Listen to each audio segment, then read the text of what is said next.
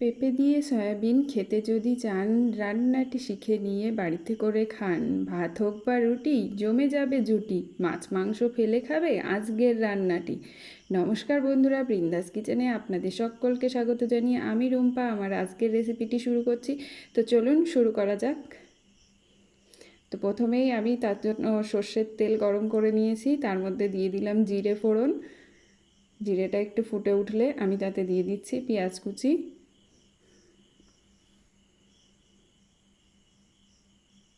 দিয়ে দিচ্ছি রসুন কুচি। এবার পেঁয়াজ রসুনটাকে আমি একটু ভালো করে ভেজে নেব, যাতে তার কাঁচা গন্ধটা চলে যায় আর ভাজা একটা সুন্দর গন্ধ চলে আসে। এবার দিয়ে দিচ্ছি আমি কেটে রাখা টমেটো। টমেটোটা দিয়ে আমি জাস্ট 1 মিনিট মতো নাড়াচাড়া করে নেব। তারপরেই দিয়ে দেবো কেটে রাখা পেঁপে,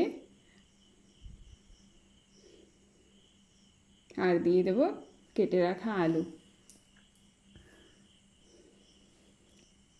এবার ভালো করে একটু মিশিয়ে নেব।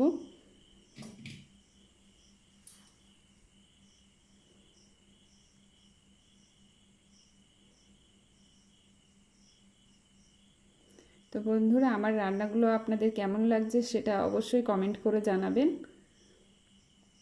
এবার দিয়ে দিচ্ছি সয়াবিন। সয়াবিনটাকে আমি 10 মিনিট গরম জলে ভিজিয়ে রেখেছিলাম।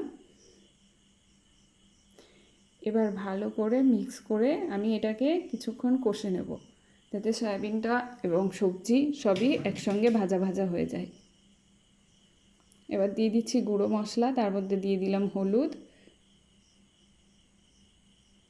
লবণ,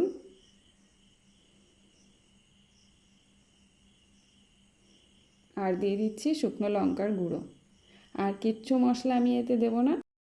এই নামমাত্র মশলাতেই তৈরি হয়ে যাবে আমার আজকের এই রেসিপিটি। এটা খেতে কিন্তু খুবই সুন্দর হয়, আপনারা একবার অবশ্যই ট্রাই করবেন। ভাত রুটি দুটোর সঙ্গেই খেতে দুর্দান্ত লাগে।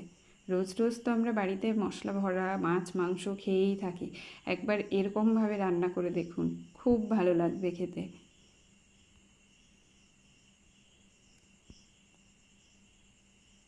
তো দেখুন, দেখতে দেখতে আমার সবজিগুলো কষা হয়ে গেছে। এবার আমি এতে জল দিয়ে দিলাম।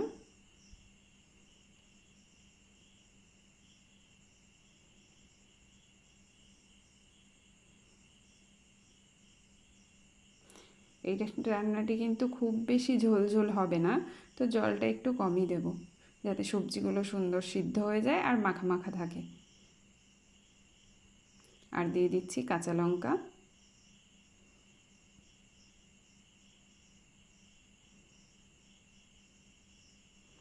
এবার আমি এটাকে ঢাকা দিয়ে দেবো। ঢাকা দিয়ে হতে দেবো 10 মিনিট। তার মধ্যেই সবজিগুলো সিদ্ধ হয়ে যাবে আশা করছি।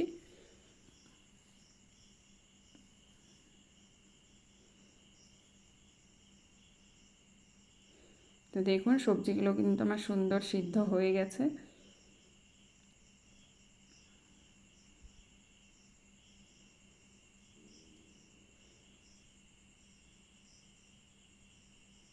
এবার দিয়ে দিচ্ছি সামান্য একটু চিনি। এবার ভালো করে মিশিয়ে নেব।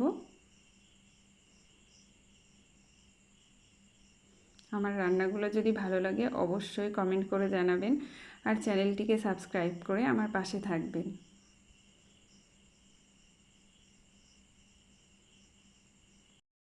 তো দেখুন বন্ধুরা, দেখতে দেখতে কিন্তু আমার রান্নাটা একদম রেডি হয়ে গেল। তো আজকের রেসিপিটি আপনাদের কেমন লাগলো অবশ্যই কমেন্ট করে জানাবেন, আর ভিডিওটি ভালো লাগলে অবশ্যই চ্যানেলটিকে সাবস্ক্রাইব করে পাশে থাকবেন। আর সবাই সুস্থ থাকবেন, ভালো থাকবেন। দেখা হবে আরেকটি নতুন ভিডিওতে। ততক্ষণের জন্য টাটা।